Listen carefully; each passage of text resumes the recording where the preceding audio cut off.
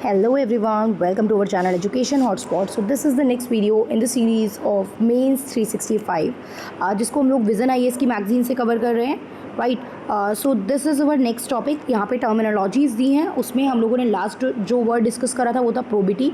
अब हम बात करेंगे ऑनेस्टी की। ऑनेस्टी का बेसिक मतलब आप सबको पता है, सच बोलना, राइट, ट्रुथ के साथ रहना। तो ऑनेस्टी की अगर हम बात करें तो ऑनेस्टी एक एथिकल वैल्यू है, क्योंकि हम एथिक्स में पढ़ रहे हैं तो एथिकल वैल्यू है, ये तो हमें मेंशन करना पड़ेगा, जिसमें आप क्या बोल रहे हो, सच बोलोगे। You will speak truth, right. आप क्या करोगे, आप किसी चीज़ के टुवर्ड्स सिंसियर रहोगे, आप अवॉइड करोगे चीटिंग करना, राइट, आप चीटिंग नहीं करेंगे। अगर आपके पास क्या है, आप ऑनेस्टी से अपने काम को कर रहे हैं, आप चीटिंग नहीं कर रहे हैं उसमें। अब यहाँ पे आपको क्या चाहिए, ट्रुथफुलनेस रहनी चाहिए। ट्रुथफुलनेस तो बिल्कुल होनी चाहिए, प्लस ट्रांसपेरेंसी होनी चाहिए, जिससे आपकी फंक्शनिंग क्लियर रहे कि आप कोई फैक्ट जो है वो हाइड नहीं कर रहे हो। हाइड नहीं कर रहे हो तो सब कुछ सच ही है, सब कुछ सामने है, राइट। फिर इंटीग्रिटी, आपके वर्ड एक्शन से। इंटीग्रिटी का मतलब एग्जैक्ट क्या होता है कि आप जो कह रहे हो, कथनी और करनी एक सी हो, आपके जो वर्ड्स हैं और आप जो कर रहे हो आपके एक्शन से मैच होने चाहिए। फिर फेयरनेस होनी चाहिए, आप जिस भी काम को कर रहे हो उससे आप कोई अनफेयर एडवांटेज ना ले रहे हो। लेट से आप किसी पर्टिकुलर पोस्ट पे हो, आप एक सिविल सर्वेंट बन जाते हो, आप उस पोस्ट का हर जगह अनड्यू एडवांटेज ले रहे हो, तो दैट इज़ नॉट राइट। फिर वो ऑनेस्टी से काम करना नहीं कहलाएगा। एंड देन इसमें अकाउंटेबिलिटी भी होनी चाहिए, राइट। आपका आंसरेबिलिटी, अकाउंटेबिलिटी का मतलब क्या होता है, आंसरेबिलिटी। तो आप किसी पर्टिकुलर पोस्ट पे हो, आपने किसी काम की जिम्मेदारी ली है, तो आपकी रिस्पॉन्सिबिलिटी, आंसरेबिलिटी भी जाएगी किसी उस काम का टाइम पे ना होने का, उस टाइम पे उस काम में गलती होने का। क्लियर। चलिए नेक्स्ट देखते हैं। अब यहाँ पे क्या हमें मेंशन किया गया है वो प्रॉपर पढ़ लेते हैं।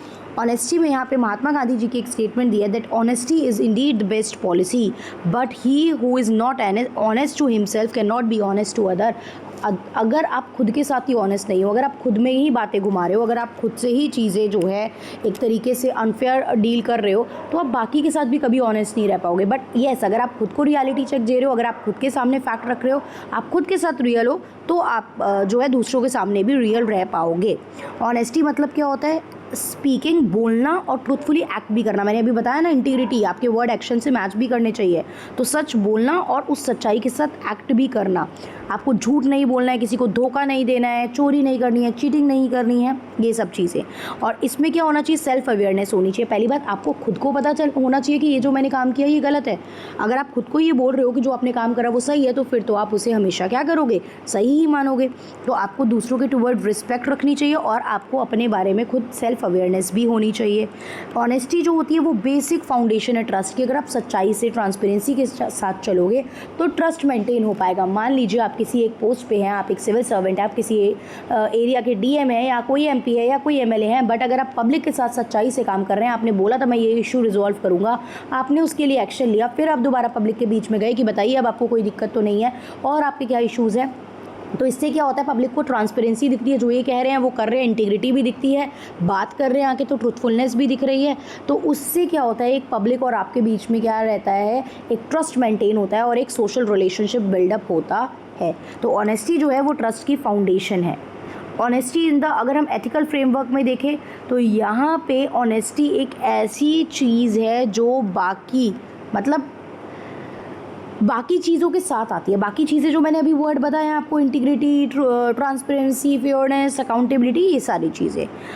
अब इसके अकॉर्डिंग, ऑनेस्टी के अकॉर्डिंग, आप जो है honesty would result in an अगर आपके में लैक ऑफ ऑनेस्टी, आप ऑनेस्ट नहीं हो, तो आप एक ट्रस्ट के लायक पर्सन ही नहीं हो।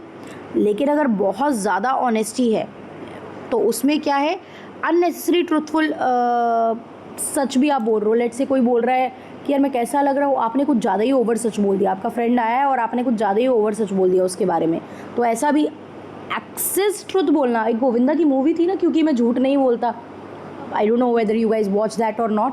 गोविंदा की एक मूवी थी, क्योंकि मैं झूठ नहीं बोलता, उसमें जब उनको ये हो गया कि उनके मुंह से सच ही निकल रहा है, तो देखा ना कितने ब्लंडर हुए, सारे रिलेशनशिप खराब हो गए, पर्सनल प्रोफेशनल लाइफ में चीज़ें हो गई। तो ऐसे ट्रुथ जो अननेसेसरी हैं, जिनका कोई मतलब ही नहीं है, जो लॉजिक मतलब दे ही नहीं रहे हैं उस जगह पे, तो वो भी दूसरों की फीलिंग को हर्ट कर सकते हैं। डन। तो मतलब अगर लैक ऑफ ऑनेस्टी है, बिल्कुल ही ऑनेस्टी नहीं है, तो आप कहलाओगे एक अनट्रस्टफुल पर्सन, अनट्रस्टवर्दी पर्सन, राइट। बट अगर क्या है, अगर आप ओवर सच बोल रहे हो तो भी यहाँ पे प्रॉब्लमेटिक हो जाती हैं चीज़ें एंड आपकी पर्सनल रिलेशनशिप पे इम्पैक्ट पड़ सकता है। डन। यहाँ पे हम क्या देख रहे हैं, deontology on the other hand following the footstep of Immanuel Kant. यहाँ पे इमैनुअल कांट के बारे में क्या बोल रहे हैं, ये क्या कहता है कि ऑनेस्टी एक एब्सोल्यूट मॉरल ऑब्लिगेशन है, मतलब ये तो आपको मॉरली करना ही चाहिए। देखिए अब यहाँ पे बात आता है कि ये होता क्या है डिओन्टोलॉजी, इसको देख लो, शॉर्ट में वर्ड आ गया है, देख लीजिए, कहीं ना कहीं यूज़ करने को आ सकता है।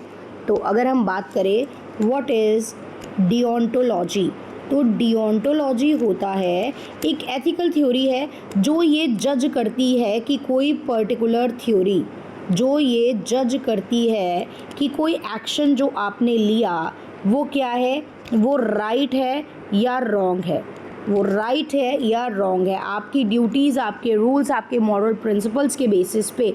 अब वो क्या कह रहा है, डिओन्टोलॉजी में क्या होता है कि आप अपनी ड्यूटी करिए क्योंकि मॉरली ये करना ठीक है, ड्यूटी बेस्ड एथिक्स की बात करता है, राइट। यहाँ पे आप एक सर्टेन रूल्स एंड प्रिंसिपल पे चलते हैं और आप किस इंटेंशन से वो काम को करते हैं वो मैटर करता है।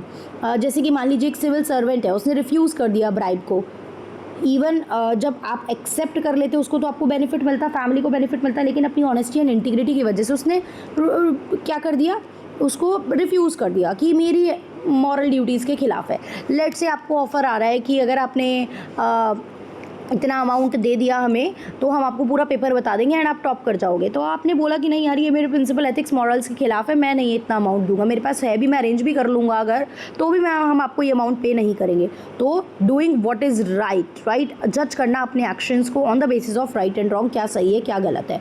इसमें जो मेजर थिंकर आते हैं as mentioned in your content, वो कौन है, इमैनुअल कांट।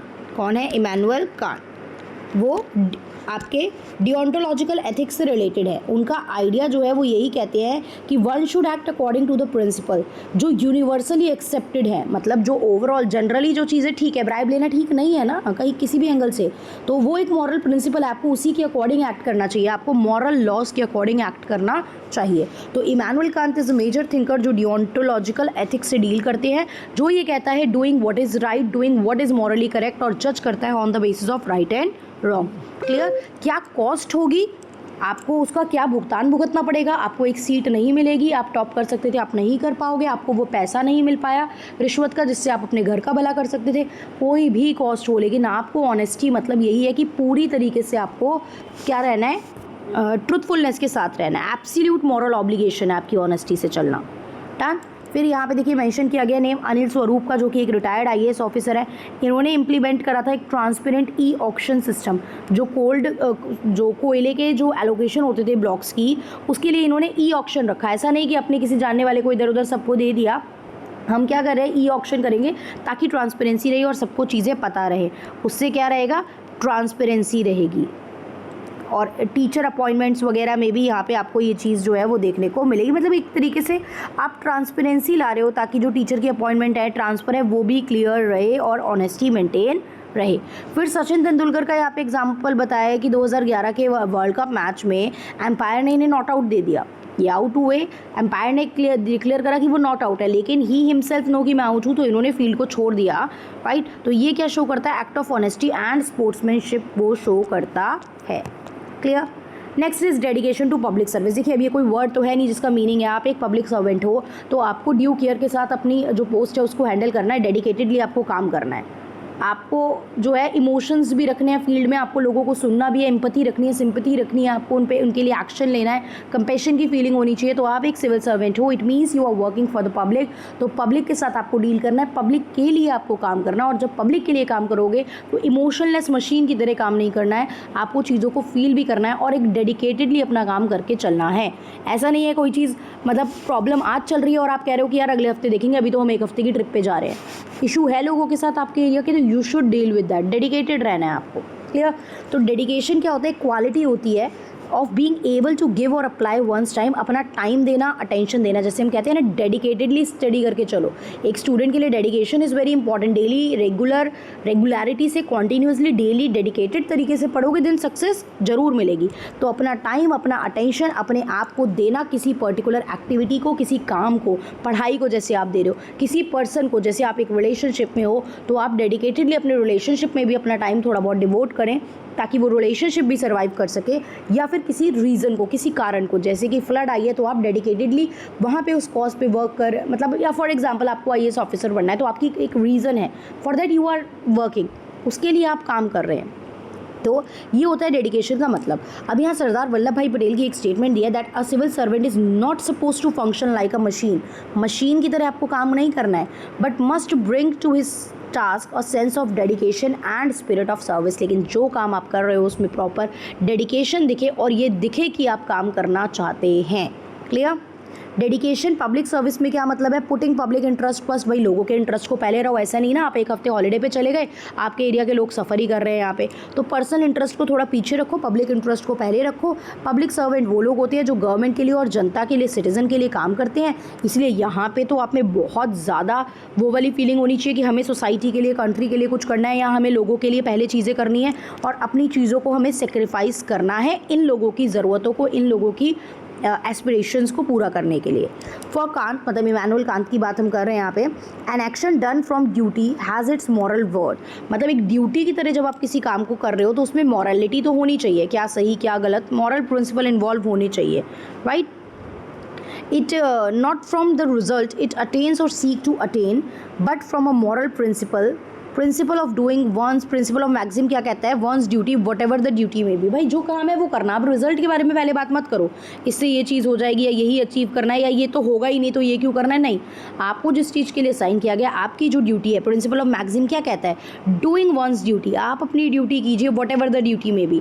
अभी आप कह दो यार रिजल्ट हुआ ही नहीं, क्लियर हुआ ही नहीं, इतना कॉम्पिटिशन है, कैसे चीज़ें होंगी, दिस एंड दैट, तो वो तो बात की चीज़ है। आपने अगर पढ़ाई ही नहीं की, आपने अपना एफर्ट ही नहीं लगाया तो रिजल्ट तो फिर मतलब ही नहीं होता ना रिजल्ट की बात करना। दैट्स वाई आप अपना काम कीजिए डेडिकेशन से। Do what your duties. आपका काम है पढ़ाई करना, ड्यू डेडिकेशन से पढ़ो अच्छे से और एग्ज़ाम दे के आओ। डेडिकेशन एंड कमिटमेंट क्या है? Dedication is different from commitment in that commitment is formally bound, मतलब आप फॉर्मली बाउंड हो जाते हो। आपने कमिट कर दिया, आपने साइन कर दिया लेटर ऑफ कॉन्ट्रैक्ट, आप 2 साल कंपनी के साथ बाउंड हो गए हो। Now you can not leave the company, आप नहीं छोड़ सकते, आपने कमिट कर दिया चीज़ों को, राइट? अब आपने कमिट कर दिया किसी से मैरिज का चीज़ें, तो बैक लेने में एक पब्लिक लेवल पे प्रॉब्लम आती है, ठीक है, चीज़ों में। वेयर इज़ डेडिकेशन मतलब क्या होता है कि आप खुद की ड्यूटी समझ रहे हो। आप मतलब इसमें क्या है, दूसरी पार्टी का इन्वॉल्व होना ज़रूरी नहीं है कि आप कमिट हो गए हो किसी के साथ। डेडिकेशन सेल्फ अवेयरनेस होता है। डेडिकेशन में आपको ये होता है कि यू आर एनालाइजिंग, कि आपको खुद को अवेयरनेस है कि ये मेरी ड्यूटी है। डन? तो this is dedication to public service. यहाँ पे कुछ एग्जाम्पल भी लिखे हैं, पढ़ते हैं। डॉक्टर APJ अब्दुल कलाम ने डेडिकेट की अपनी पूरी लाइफ नेशन की सर्विस में। इन्हें मिसाइल मैन ऑफ इंडिया भी कहा जाता है। इन्होंने मिसाइल प्रोग्राम भी लॉन्च करा, न्यूक्लियर प्रोग्राम में भी काफ़ी कंट्रीब्यूट इन्होंने करा है। फिर MS स्वामीनाथन, जो कि फादर ऑफ ग्रीन रिवोल्यूशन भी कहलाते हैं, इन्होंने इंडिया में हाई यील्डिंग वेराइटी सीड्स लेके आए थे जिससे कि हमारा एग्रीकल्चर प्रोडक्शन इंक्रीज़ हो सके। यहाँ पर आपने कोलैबोरेट किया था रशिया से, और वहाँ पर जो पर्सन थे नॉर्मन बर्लोग, उन्होंने और इन्होंने मिलकर नई वेराइटी के सीड्स लेके आए थे, राइट? तो ग्रीन रिवोल्यूशन इन इंडिया इनकी वजह से आई थी। इन्होंने आगे जाके NFGA national food guarantee act जैसे भी यहाँ पे जो है प्रोग्राम को इनिशिएट किया। एंड इन्होंने क्या करा, चेयरपर्सन भी रहे नेशनल कमीशन ऑफ फार्मर के। अब ठीक है, इतना याद रखो, ग्रीन रिवोल्यूशन वाला पॉइंट आप इनका MS स्वामीनाथन का याद रखो। इन्हें father of green revolution of India भी कहा जाता है। फिर हमारे पास आता है ऑब्जेक्टिविटी। देखिए ऑब्जेक्टिविटी, अगर आप सोशोलॉजी किसी का ऑप्शनल है तो आप ऑब्जेक्टिविटी के बारे में पढ़ते हो ना। ऑब्जेक्टिविटी मतलब क्या होता है, या फिर सिंपल नहीं पढ़ते, आपने MCQ बेस एग्जाम देते हो, आप 4 ऑप्शन आते हैं ना आपके पास, उनमें से एक करेक्ट होता है। ऐसा तो नहीं है ना आपके लिए ये करेक्ट है और दूसरे पर्सन के लिए कुछ और करेक्ट है। ऑब्जेक्टिव सब्जेक्टिव में बदल सकता है लिखने का तरीका। ऑब्जेक्टिविटी मैंने आपको बोला, डिफाइन ऑब्जेक्टिविटी हो सकता है मैं कुछ और लिखूं, आप लोग कुछ और मीनिंग लिखोगे, लेकिन जब एक आंसर ऑब्जेक्टिव होता है तो एक ही आंसर होता है, वही फैक्ट है। वो फैक्ट होता है। तो ऑब्जेक्टिविटी की जब हम बात करते हैं, यहाँ हम अभी एथिक्स देख रहे हैं, तो ऑब्जेक्टिविटी की जब हम लोग बात करेंगे तो ऑब्जेक्टिविटी मतलब होता है कि मॉरल जजमेंट लेना। एथिक्स में हम क्या बात कर रहे हैं, मॉरल जजमेंट लेने हैं चीज़ों को लेके। आप जो जजमेंट लोगे वो किस पे बेस्ड होगी, फैक्ट्स पे। फैक्ट्स क्या कहते हैं उनकी बात करो, क्या आपके पास क्या सबूत अवेलेबल है, एविडेंस पे बात करो। एविडेंस, सबूत के बेसिस पे ही तो फैक्ट बनते हैं, राइट। क्या किसी चीज़ का रीज़न है, तुक्का मत मारो, रीज़न बताओ कि क्यों ये चीज़ करा है।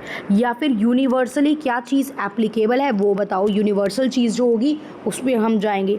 तो ऑब्जेक्टिविटी में आप डिसीजन लेने की कोशिश करते हो फैक्ट्स पे बेस पे, एविडेंस के बेसिस पे, कुछ मॉरल प्रिंसिपल, एथिकल प्रिंसिपल के बेसिस पे। और जो सोसाइटी में नॉर्म सेट है, सोसाइटी मतलब आपकी पर्सनल फीलिंग क्या है वो आप पीछे रखो, वो ऑब्जेक्टिविटी में नहीं आएगी। कि आप क्या सोच रहे हो that does not matter in objective decision या ऑब्जेक्टिविटी में। क्या प्रिजुडाइज सेट है सोसाइटी में, क्या स्टीरियोटाइप सेट है, राइट क्या पहले से माइंड में लोगों की चीज़ें सेट है, वो मैटर नहीं करता है। यहाँ पे आपको इम्पार्शियल होके फैक्ट बेस्ड डिसीजन लेने हैं। यहाँ भेदभाव यानी बायसनेस नहीं होती, बायसनेस नहीं देखने को मिलेगी। चलिए अब देख लेते हैं इन्होंने क्या लिखा है। क्राइटेरिया ऑब्जेक्टिविटी का इन्होंने बताया। देखिए पहले तो फैक्ट पे जाओगे आप, अभी मैंने बताया फैक्चुअलिटी होनी चाहिए। फैक्चुअलिटी मतलब सच होनी चाहिए और चीज़ें रिलेवेंट होनी चाहिए, तुक्का नहीं। उस चीज़ का क्या कारण है, उस चीज़ का क्या इम्पैक्ट पड़ रहा है, उस चीज़ का कितना यूनिवर्सल एप्लीकेबिलिटी है, ये सब चीज़ें होनी चाहिए। फिर इम्पार्शियल होनी चाहिए चीज़। अगर आप पार्शियल हो, किसी को ज़्यादा फेवर कर रहे हो, किसी को कम, या आप किसी रिलीजन से हो तो आप अपने रिलीजन को ऊपर रख रहे हो, या आप किसी कास्ट से हो तो आप अपनी कास्ट को ऊपर रख रहे हो, या आप किसी स्पेसिफिक जिले स्टेट से आते हो तो आप अपनी स्टेट की चीज़ों को ऊपर रख रहे हो, ऐसा सब नहीं होना चाहिए। इम्पार्शियल होना चाहिए, आपको बैलेंस बना के रखना है और आपको न्यूट्रल रहना है। ये सब पॉइंट अभी मैंने आपको बताया ना, fact based decision, impartiality, biasness avoid करनी है, रेशनल थिंकिंग होनी चाहिए। रेशनल मतलब लॉजिक पे बेस्ड, किस चीज़ का क्या कारण है, उसका क्या असर पड़ेगा, तुक्का नहीं होना चाहिए। तो ये क्राइटेरिया होता है ऑब्जेक्टिविटी का। अब कौटिल्य की क्या स्टेटमेंट यहाँ पे दी है, a wise man should ascertain objective fact by direct observation. सुनी सुनाई बातों पे यकीन मत करो, उसने कह दिया तो हम इसलिए ऐसा कह रहे हैं, नहीं, आप खुद चीज़ों को ऑब्जर्व करो। अगर आप वाइज हो, अगर आपको कोई डिसीजन लेना है तो आप खुद चीज़ों को ऑब्जर्व करो, आप देखो कि आपने क्या देखा है चीज़ें, right. By inference and by the evidence of reliable person. और ऐसे लोग जो भरोसे के लोग हैं उन पे भरोसा करके, या भरोसे के सोर्सेज हैं उनके बेसिस पे आप अपने डिसीजन को लेंगे। Clear. Objectivity is sticking to the fact, fact पे रहना, एविडेंस पे रहना, फेयरली सिचुएशन को देखना। फेयरली मतलब कुछ बायसनेस नहीं होना चाहिए, विदाउट एनी बायस। आप अपने पर्सनल बिलीफ, फीलिंग और बाहर के इन्फ्लुएंस को साइड में रखोगे, उन चीज़ों को आप अपने माइंड में नहीं लाओगे while taking the decision, right. Objectivity की हम बात करें तो ये पब्लिक सर्वेंट को अलाउ करती है कि आप रूल ऑफ लॉ पे रहे। भाई जब आप पार्शियल नहीं है, भेदभाव नहीं कर रहे हैं तो जस्टिस सर्व कर पाएंगे। रीज़न की बात करेंगे, मेरिट, जो इंसान एक्चुअली में अच्छा परफॉर्म कर रहा है, जो इंसान आगे निकल रहा है, उसको आगे जाने का मौका मिलेगा। तो ये सारी चीज़ें यहाँ पे किसके थ्रू आती है, ऑब्जेक्टिविटी के थ्रू आती हैं। ऑब्जेक्टिविटी को हम मीन्स मानते हैं to achieve the end result, मतलब जो हमें अचीव करना है उसके लिए वहाँ तक पहुँचने का जो पैसेज होता है ना, उसको हम क्या कहते हैं, मीन्स है। वो जरिए हैं जिन तक हम एंड रिजल्ट तक पहुँच रहे हैं। जरिया है आपको एक सिविल सर्वेंट बनना है तो उसके लिए आप पढ़ाई कर रहे हैं, उसके लिए आप कंसिस्टेंसी दिखा रहे हैं, एग्ज़ाम्स दे रहे हैं, आप कोई डिफरेंट तरीका नहीं यहाँ पे अपना रहे हैं कि आपने सीट सिक्योर कर ली किसी डिफरेंट तरीके से, राइट। वैसे तो पॉसिबल ही नहीं है यहाँ पे, बट स्टिल तो ऑब्जेक्टिविटी जो होता है वो एक मीन्स होता है ताकि आप इक्विटी, जस्टिस एंड फेयरनेस तक पहुँच सके। क्लियर। ऑब्जेक्टिविटी में आप फैक्ट और एविडेंस की बातें करते हो कि क्या फैक्ट है, आपने जो ऑब्जर्व किया या रिलायबल सोर्सेज के थ्रू जो ऑब्जर्वेशन आई है उसकी आप बात करते हो। और इम्पार्शियलिटी में आप क्या करते हो कि हमें डिसीजन लेने हैं विदाउट एनी बायस, किसी एक को फेवर नहीं कर रहा है। मेरे सामने 4 कैंडिडेट हैं, कोई मेरे फॉर एग्जांपल मैं लेट से यूपी से हूँ और कोई और यूपी से आ गया, तो ऐसा नहीं है कि मैं यूपी वाले को फेवर करूँगी, या मैं जिस कास्ट से हूँ, मैं जिस रिलीजन से हूँ, कोई इस रिलीजन से आ गया तो ऐसा नहीं है कि मैं उसे फेवर करूँगी, नहीं, ऐसा नहीं होता और बाकियों को इग्नोर कर दूँगी, ऐसा बिल्कुल नहीं होगा। इम्पार्शियल मतलब taking the judgement, taking the decision without any bias and prejudice. Prejudice क्या होती है, प्रिजुडाइज भी आपके माइंड में प्रेजेंट क्या होते हैं, प्री जजमेंट होते हैं जो ऑलरेडी एग्जिस्टेड नॉर्म के बेस पे सेट होते हैं। आपके एटीट्यूड, आपके बिलीफ जो यूजुअली अनफेयर ही होते हैं, तो अनफेयर प्री कंसीव्ड जजमेंट होती है। आपको किसी चीज़ की नॉलेज नहीं है, आपके पास किसी चीज़ का एविडेंस नहीं है, लेकिन आपने उसके बारे में कोई प्री कंसीव्ड नोशन बना लिया without even knowing that particular person और दैट पर्टिकुलर कम्युनिटी। क्लियर? आपने एज्यूम कर लिया कि ये पर्सन इस जॉब को अच्छे से नहीं करेगा क्योंकि जेंडर लेट से ये फीमेल है, तो हमने सोच लिया कि ये काम अच्छे से कर ही नहीं पाएगी। भाई फीमेल गाड़ी चला ही नहीं सकती है, लड़के तो रो ही नहीं सकते, लड़के तो कुकिंग कर ही नहीं सकते हैं। तो आप क्या है, जेंडर के बेसिस पे अपने माइंड में कोई चीज़ सेट करके बैठ गए हो। तो ये क्या कहलाता है? ये प्रेजुडाइज कहलाता है। ठीक है, स्टीरियोटाइप, प्रेजुडाइज, ये 2 वर्ड हैं जो सोशियोलॉजी में और डिटेल में पढ़े भी जाते हैं। अब देखिए यहाँ पे एग्जाम्पल क्या दिया हुआ है। यहाँ पे बात की है एविडेंस बेस्ड डिसीजन मेकिंग। मतलब हमें जब पोषण अभियान हमने लॉन्च करा था तो हम यहाँ पे एविडेंस बेस्ड डिसीजन ले रहे हैं। पोषण अभियान में हम एविडेंस बेस्ड डिसीजन ले रहे हैं, तो ये भी ऑब्जेक्टिविटी के बारे में बताता है कि आप पॉलिसी फॉर्मुलेट करने के लिए फैक्ट्स पे जा रहे हो, आप फैक्ट देख रहे हो फिर पॉलिसी बना रहे हो। इसी तरीके से जो डिजिटल पोर्टल्स है, प्रोबिटी, स्पैरो एंड सॉल्व, यहाँ पे ये सेंट्रल गवर्नमेंट क्या कर रही है, सेंट्रल गवर्नमेंट यहाँ पे भी पहले आपसे इन्फॉर्मेशन लेके, फैक्ट्स कलेक्ट करके, डेटा कलेक्ट करके देन फिर आगे जो है पर्सनल मैनेजमेंट की बात करती है। तो ये दोनों एग्जाम्पल हैं ऑब्जेक्टिविटी का, जहाँ पे फैक्ट एविडेंस के बेसिस पे फैक्ट और एविडेंस को कलेक्ट करके, उनको ऑब्जर्व करके देन आगे डिसीजन और पॉलिसी फ्रेम की जा रही है। Clear? So that is it. ये हमने अभी आगे के टॉपिक पढ़े हैं। अगली वीडियो में हम और आगे के टॉपिक भी पढ़ लेंगे, राइट?